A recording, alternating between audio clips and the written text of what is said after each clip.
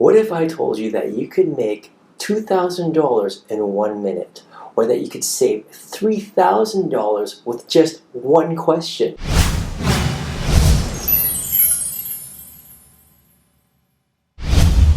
Hey guys, it's Brian, and today's topic is something that I think everyone needs to know about. Just like how we all have a basic understanding of mathematics, reading, writing, I think we all need to have a basic understanding, at the minimum, on how to negotiate. You get in life what you negotiate, whether it's your salary, your home, your car. It's a skill you'll be using over and over again, and for the big things in life. Let's not waste any more time and just jump right through it.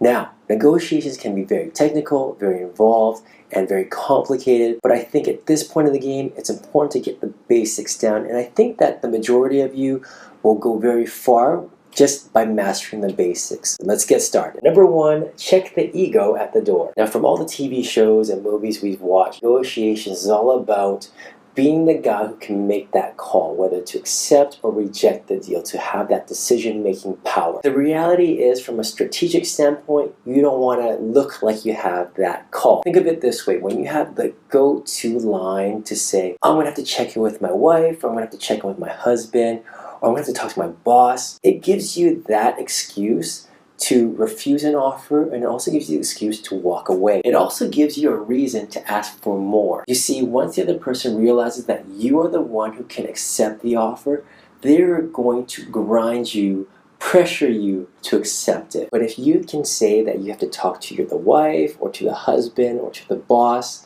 it really gives you an out. It's important to realize that you don't want to be seen as the person that can accept the deal. So check your ego at the door. Point number two, the best outcome is always a win-win situation. Again, in the movies, it's portrayed that if we can grind as much as we can out of the deal, get everything that we want, that we come out on top, we've won and we've kicked their ass. And in many circumstances, that can be done, but it comes at a real cost. Sure, it may mean that you won, but that means the other person lost. And that means that other person wants nothing to do with you ever again. But just imagine the scenario where you get what you want and the other person also got what they wanted. Both of you will be happy, and most importantly, that person will be willing to work with you in the future, or maybe lend a helping hand should you ever need it. Point number three, always ask for more than what you really want. This in itself scares a lot of people. Either they're embarrassed for asking, maybe they find it very intimidating, perhaps it's seen as unreasonable or very selfish for them to ask for more than what you want. You're going to have to trust me on this one. This is the best way to start, with one exception, and that is you don't want to ask for an amount so ridiculous that it is going to insult the other person. So it's gotta be within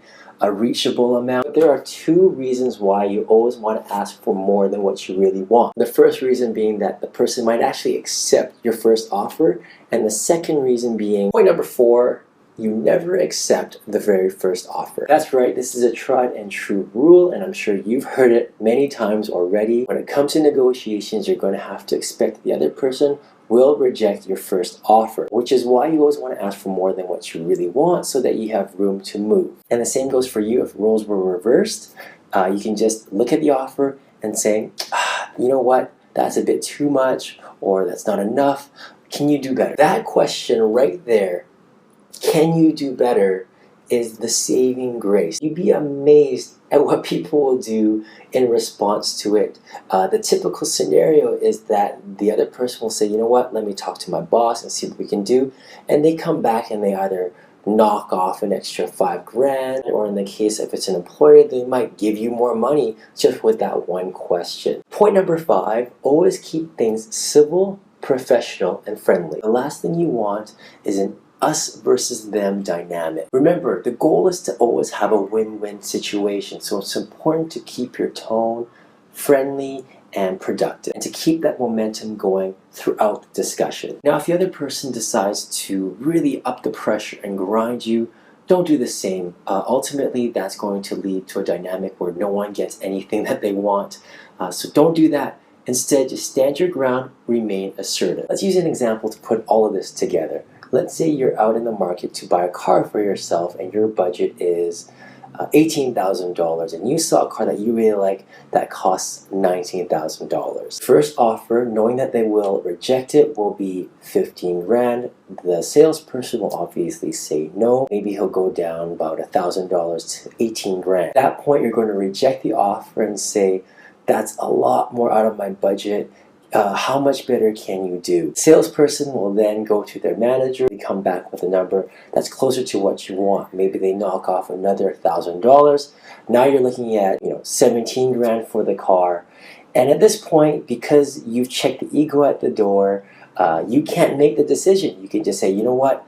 I gotta talk to my wife. Our budget's more around the $16,000 range. That's still quite a bit higher. If you can get close to that number, maybe we have a deal, but otherwise I'm gonna have to talk to my wife. And at this point, the salesperson might crack and give you the car at the price that you want at 16 grand, or maybe they might go down to like 16.5. At that point, it's not worth the $500 debate. And you might just accept the offer right there and then. It's a very simplistic situation, but hopefully it gives you an idea of how the whole negotiation process works. And just like that, you save yourself several thousands of dollars just by asking the right questions or saying the right things. There you go, negotiations 101. Again, there's a lot more involved to it. There's a lot more tactics and strategies that I can go into, but I think I'm going to have to save that for next time. So if you want to work with me personally, or if you have a question that you'd like me to answer in a future video, go to my website, 101mentoring.com. As always, it'd be greatly appreciated if you like and share my videos. If you haven't yet, please subscribe to my channel as well. Guys, thank you so much for watching, and I'll catch you next time.